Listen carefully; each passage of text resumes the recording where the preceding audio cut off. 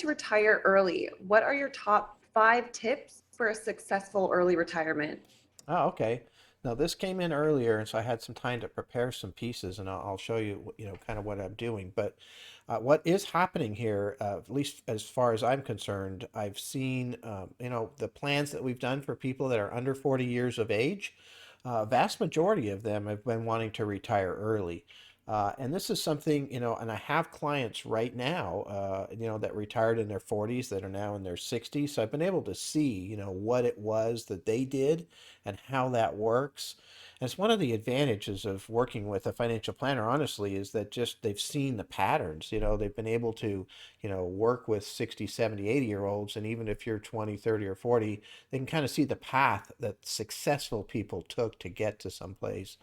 So I'll give you the first tip, which is something I think is really interesting. If you look at all of my clients that retired early, they spend less money than my clients that retired, later. And I think that's a really big component. You need to spend less money before retirement so that you can save.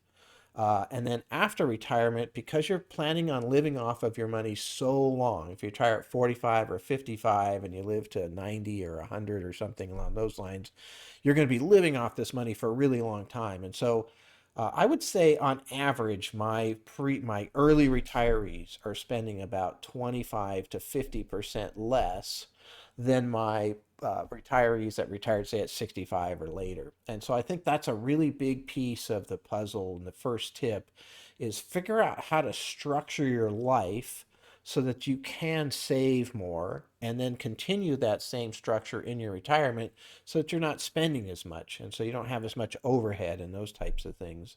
And so I think that's an important component of what happens. Now, I will take one group out of the equation here because here in Silicon Valley, we got a lot of IPOs, a lot of stock options, some companies that have done unbelievable things and created huge wealth for some very young people. So, for those people, you got, $10 million or $50 million or what have you, and you're 20 or 30 or 40 or whatever it might be, that's a different scenario.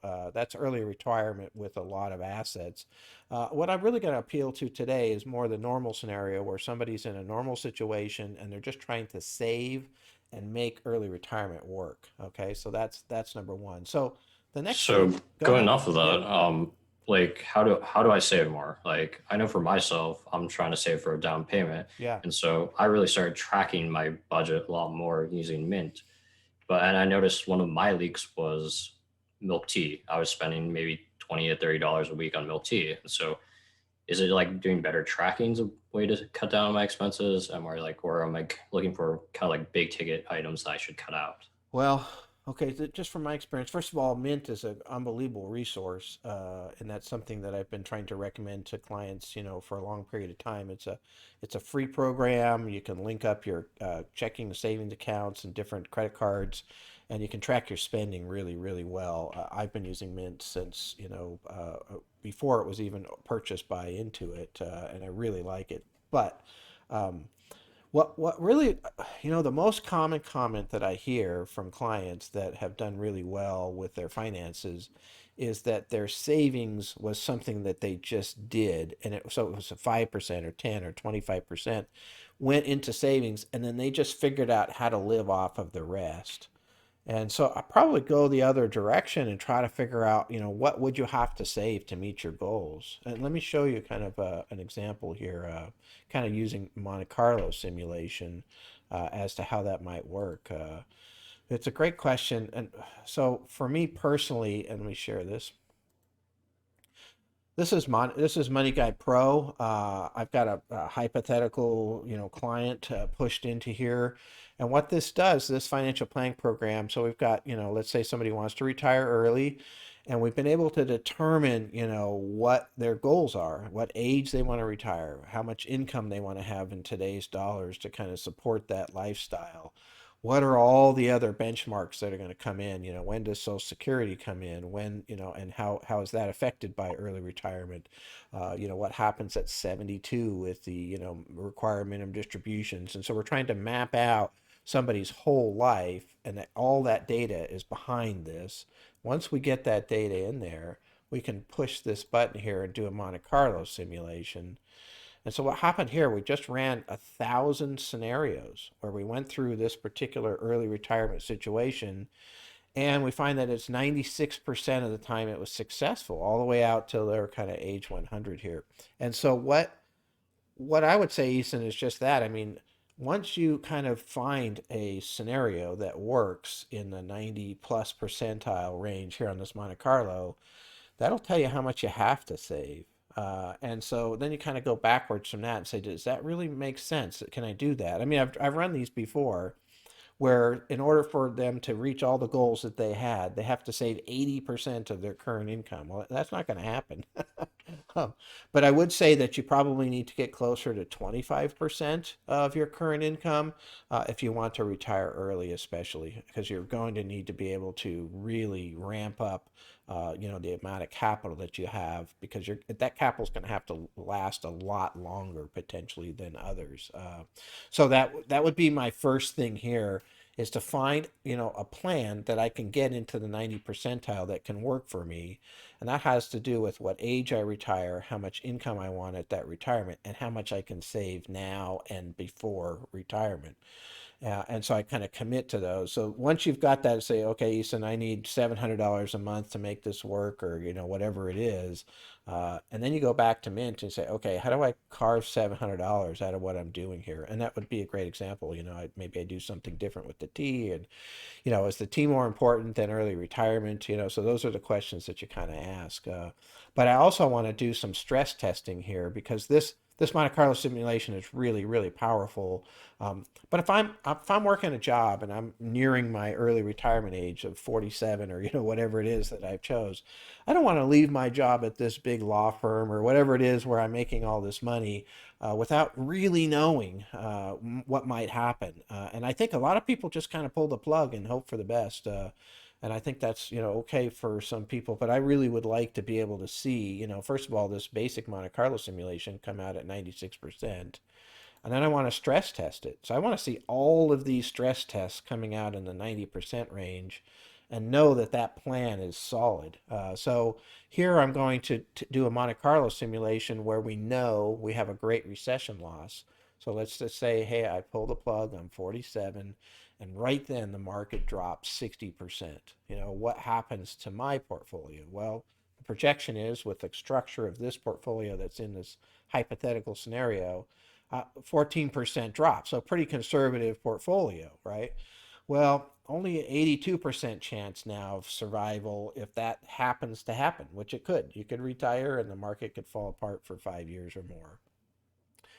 And then the other one's inflation. And so, I won't go through all these, but what if inflation just was a lot higher for the rest of my life than, we expected, or it has been average? Let's just say it was 5%, which would be a lot higher.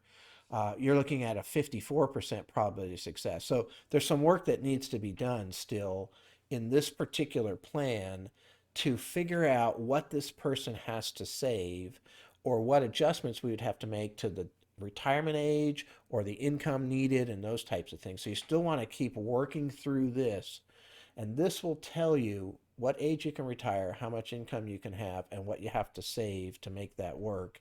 And what you have to save should be, something reasonable. 25% or less would be my guess. And so it's a big dedication to get to, early retirement. Now you're going to get a huge reward in that maybe you don't have to work for 10, 15, 20 years, longer than some people do to get to normal retirement. So the other thing, go ahead. So is there any way you can maybe cut down? Should I be more aggressive? Should I take more risk? Maybe instead of a 60-40, maybe should I go 80-20? Yeah, I would highly recommend that, especially in this scenario. You do have to have the personal risk tolerance to be able to deal with this, and so that can be difficult. But yeah, no, that's a good example. Let me show you. So here's our current ESG portfolio. So this is a socially responsible portfolio. ESG stands for environmental, social, and governance. And this is our current 100% stock portfolio. So that might be something to use and to place your savings into, whether it's an IRA or a non-IRA, mainly because it has more potential to make money. And if it doesn't work out, maybe you delay your retirement by a year or two and then let it come back. But the one key advantage to a more aggressive portfolio is when you're putting money in kind of month by month by month, that dollar cost averaging is very, very powerful. Now, maybe I'd use an 80% portfolio, like you mentioned, Eason, so here's, 20% in bond, and the other 80% is in these ESG, components. So yeah, I would look at a higher risk scenario personally, just because again, you're trying to really push the envelope and trying to retire soon. And I would be okay with that personally. Now, maybe once you get into retirement, you move that back to 70% or 60% or, something, more conservative. You've built up all this capital and now you're going to live off of it for the rest of your life. But you got to be careful about getting too conservative, just because, again, if you retire at 45 and you live to be 100, you could be living off of your money for longer than you've been alive up to that point, 45 to 55 years. So, so that you need to make sure you can keep up with inflation over the long term. So that would be my other tip right there is to, so first of all, keep your spending low and figure out how to do that for the rest of your life. And then, use the Monte Carlo simulation to find out, what works and what doesn't work and how much you have to save and when you really can retire. And then the third tip here would be to use a higher risk portfolio, during your accumulation years, in order to be able to do that. So the other thing that I would look at is just, one thing that gets overlooked all the time is that I have a whole bunch of retired clients who are, funneling money massively into their retirement plans, like IRAs and 401ks and those types of things, and really don't have much money built up outside of those retirement plans. Well, if you're going to retire at 45, you can't get to your retirement plans without a penalty before 59 and a half. Now, there is a thing called Rule of 72T that allows for some distribution without penalty from an IRA or those type of accounts, but they often have some, restrictions as to what you can really do there. So what you really want to do is continue to build up money outside of your non-retirement accounts in order to fund that 45 to 59 and a half year gap that you're going to have if you're retiring at 45. That's part of that Monte Carlo simulation is we put in a non-IRA, non-401k type of an account, and we put in a certain dollar amount of savings, and we can basically tell somebody exactly how much they should be saving in those non-retirement accounts to make sure they're funding that 15-year period. And then they can start to turn on, their IRAs and 401ks after age 60, basically. And then obviously, eventually they get Social Security coming in, and then at 72 they have to take money out, so of their IRAs and 401ks. So those are the kind of the timelines. But a lot of people, get there and they're ready to go and realize all of their assets is locked up in these retirement or 401k programs, and they need to funnel a portion. 10 to 30% of the savings should be going into this non-IRA group, even if you're not getting a write-off. So that I think that's pretty important as far as that goes. So for brokerage accounts versus like your tax deferred Yeah, accounts, yeah. would you have a different kind of portfolio? Would you be more broad in a sense? Like, should I be to be more tax efficient? Should I be looking at index funds, or should I still be looking for kind of Yeah, exactly right. specific? It's one of the things we do too. So if you look here, we have our if you oops sorry, some of the colors got messed up there, but what this shows, half of this is in the broad market and then half of it is in these targeted indexes. And so that, yeah, it's exactly right. I mean, that's what we're looking at there for these taxable accounts, and mainly because it's very difficult to make changes because of the taxation. Anything done less than 1 year, right, it's going to be a short-term capital gain, so we've got to be careful there. So this is meant to be sort of a buy and hold portion of this. And these are all screened for environmental, social, and governance in this particular portfolio.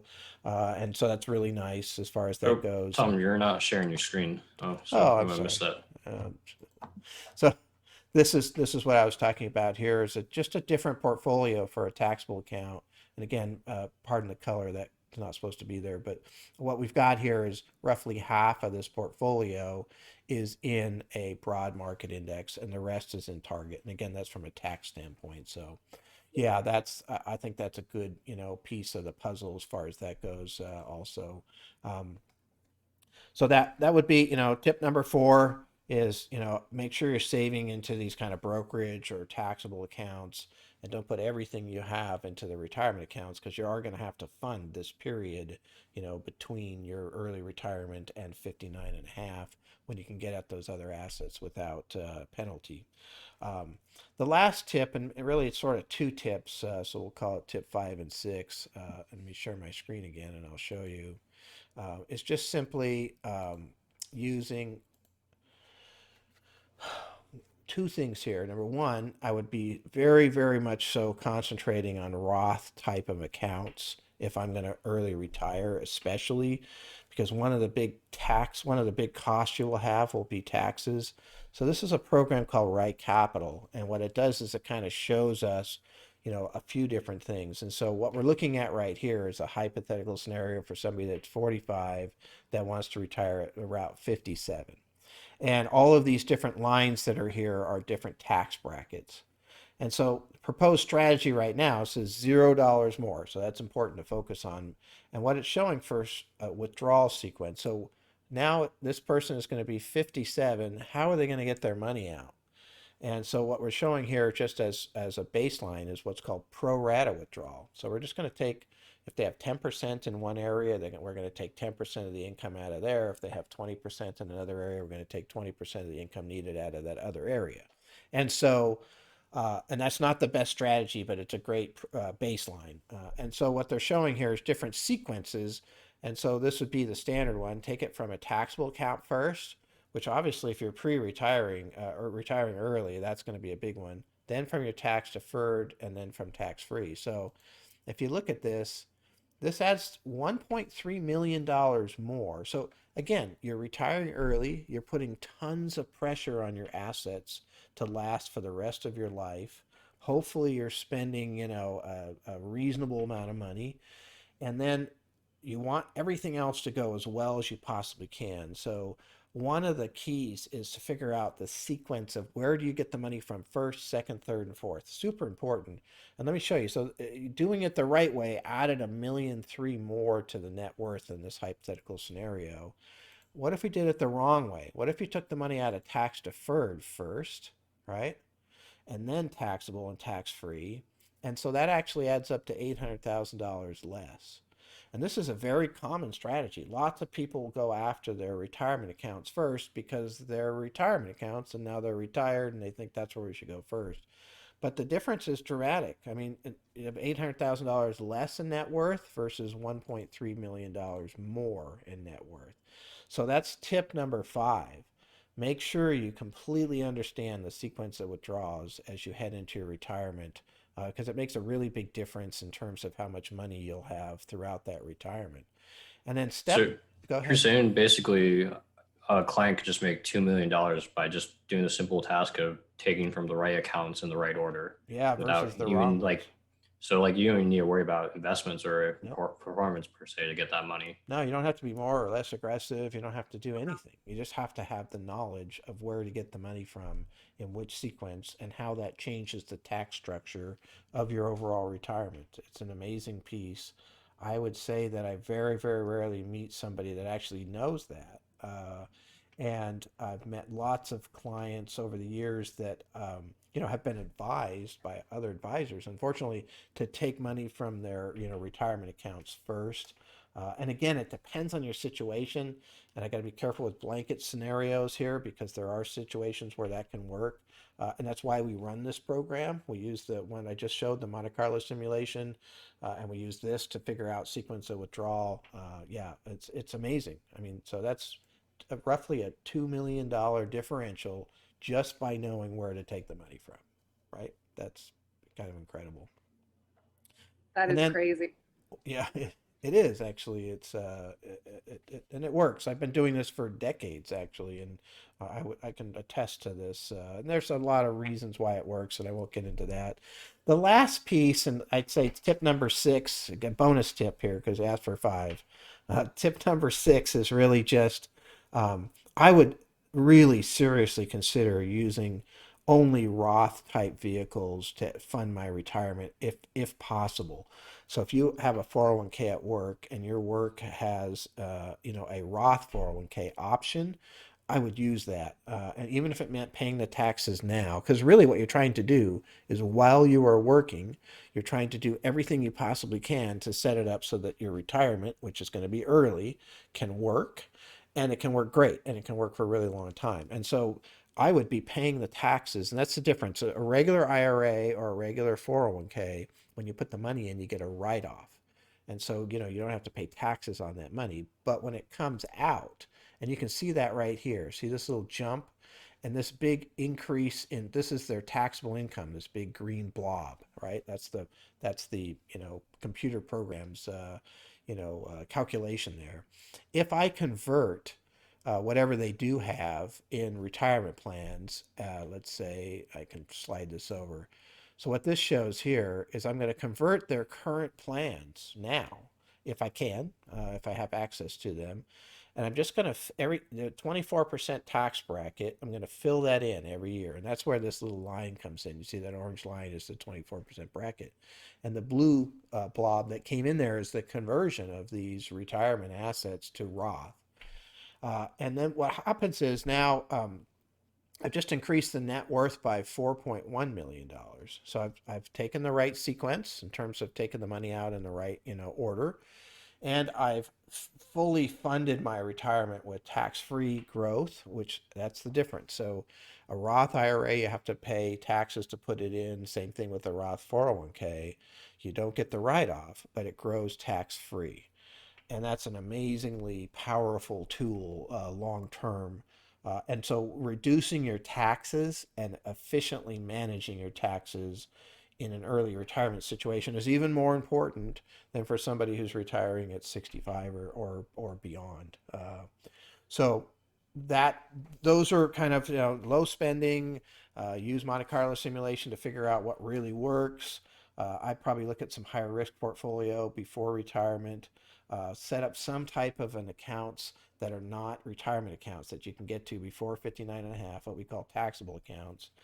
I would look at Roth versus than non-Roth, and make sure that you're doing the sequence of withdrawals properly, right? So those are your steps, and I think that'll get you a long ways towards getting to your early retirement, and it's a really fascinating area. I like working on these cases, and I have several that we're working on right now, and people are really, you have to be dedicated, but it's very powerful.